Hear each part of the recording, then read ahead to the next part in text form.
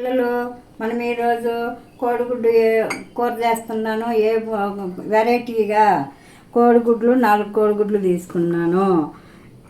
జీలకర్ర, ఆవాలు, ధనియాలు, జీలకర్ర వేపి పెట్టుకున్నాను. ఇదిగో కొంచెం అల్లము, కొంచెం కారము, కొంచెం ఉల్లికాడలు, ఇవి కొంచెం కొత్తిమీర, 2 ఉల్లిగడ్డలు, 3 ఉల్లిగడ్డలు, 2 పచ్చిమిర్చి, కొంచెం జీలకర్ర, కొంచెం కరివేపాకు. ఇప్పుడు ఇప్పుడు కోడిగుడ్లు కొంచెము ఆయిల్ పోయాలి. ఈ గిన్నెలలో ఆయిల్ పోసి మనము వీటిని కొట్టి ఇట్లా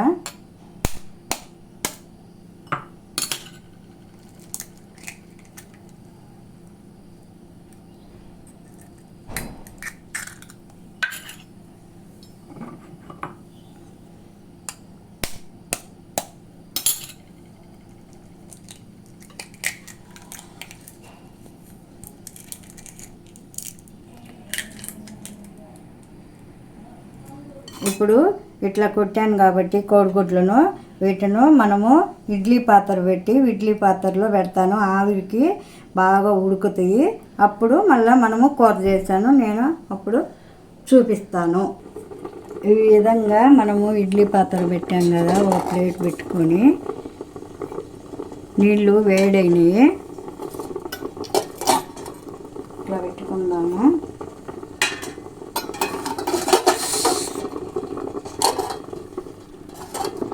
ఈ విధంగా పెట్టాను. సన్న సెగన ఆవిరికి బాగా ఉడుకుతాయి. ఈలోపు మనము అవి చేసుకుందాము, అన్ని ప్రాసెస్ మొత్తం. అవి ఉడికేలోపు మనము తిరగమాత పెట్టుకుందాము. కొంచెం నూనె వేసుకొని, నూనె వేడెక్కింది, ఆవాలు వేస్తున్నాను.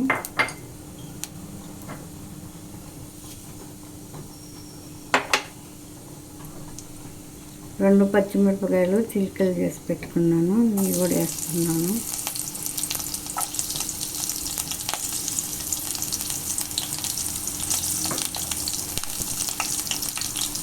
ఇప్పుడు మనము కరివేపాకు వేస్తున్నాము.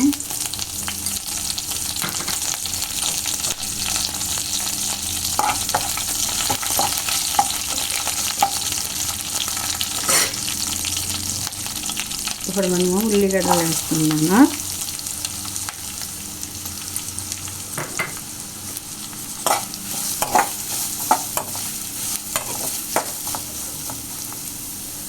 మనము కొంచెము పసుపు వేస్తున్నాను. వీటిల్లోకి నేను టమాటా వేయను కాబట్టి ఉల్లిపాయలే వేస్తాను. ఎక్కువగా వేసుకున్నాము. కొంచెం చింతపండు గుజ్జు అయినాక చింతపండు గుజ్జు వేసుకున్నాము. మనం ఇప్పుడు సాల్ట్ వేసుకున్నాము. కొంచెం తొందరగా మగ్గుతాయి. మూత పెట్టుకుంటే బాగా మగ్గుతాయి. బాగా కొంచెం బాగా కొంచెం మగ్గాలి. ఈలోపు అవి కోడిగుడ్డు అవి మనం ఇక్కడ పెట్టాం కదా, అవి ఉడుకుతుంది.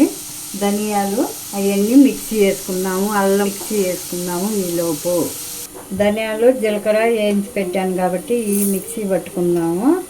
దీంట్లోనే అల్లం కూడా వేద్దాము. అప్పుడు మళ్ళీ తర్వాత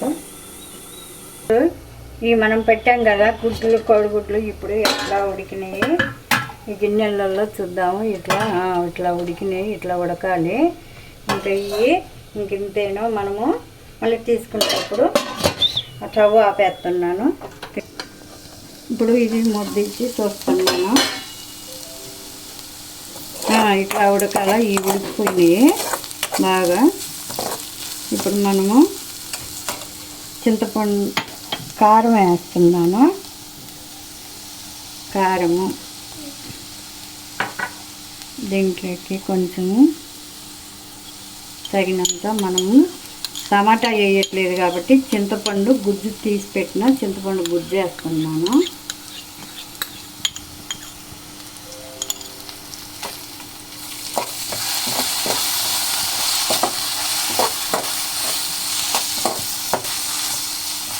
ఇట్లా కలుపుకొని మనం ఇప్పుడు తగినన్ని నీళ్ళు పోస్తున్నాము.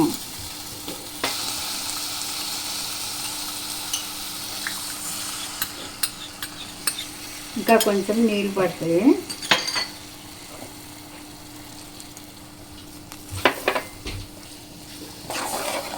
ఇంకా కొంచెం నీళ్ళు వేసుకొని ఆ ఇడ్లీ పాత్రలలో తీసి దీంట్లో వేసుకుందాము. మసాలా తర్వాత వేస్తాను.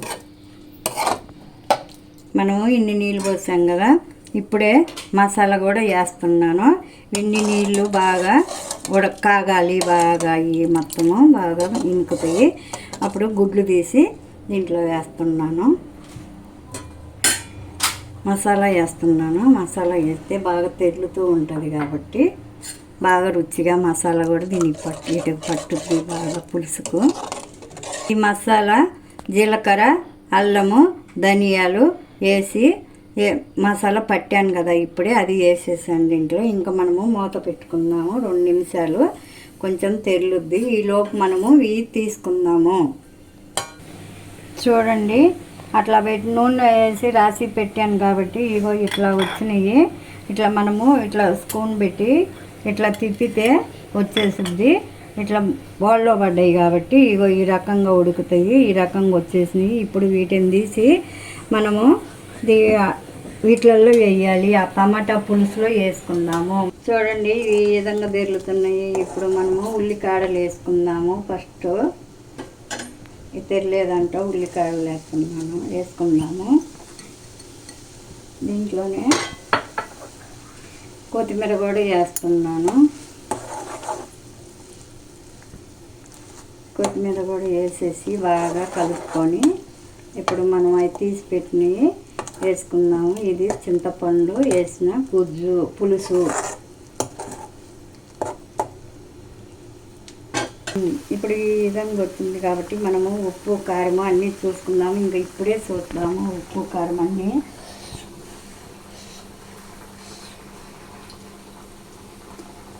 అన్నీ సరిపోయినాయి. ఉప్పు కారము పులుసు అన్నీ సరిపోయినాయి. ఇప్పుడు మనము కోడిగుడ్డు, ఉడకబెట్టుకున్న కోడిగుడ్డు ఇప్పుడు దీంట్లో వేద్దాము. దీంట్లో కూడా బాగా మగ్గుతాయి. ఇంకింతే ఇది ఇట్లా వేసేయటం. నేను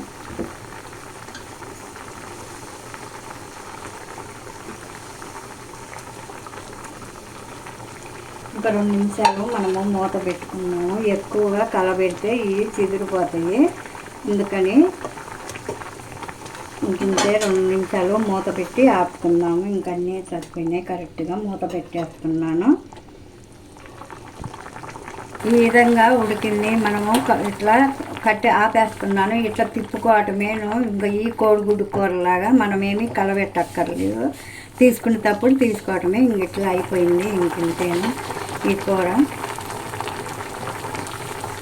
ఆపేసాను. వచ్చింది. టమాటా లేకుండా చేసాం కాబట్టి ఈ పులుసు ఈ విధంగా వస్తుంది. ఒక్కొక్కళ్ళు ఒక్కొక్కటి వేసుకొని తినొచ్చు. ఇప్పుడు ఇంకా ఇట్లా వేసుకొని అన్నంలో కలుపుకొని తినొచ్చు. చపాతీలోనైనా తినొచ్చు, అన్నంలోనైనా తినొచ్చు. బాగుంది. మీరు కూడా మళ్ళీ కలుసుకుందాము. బాయ్.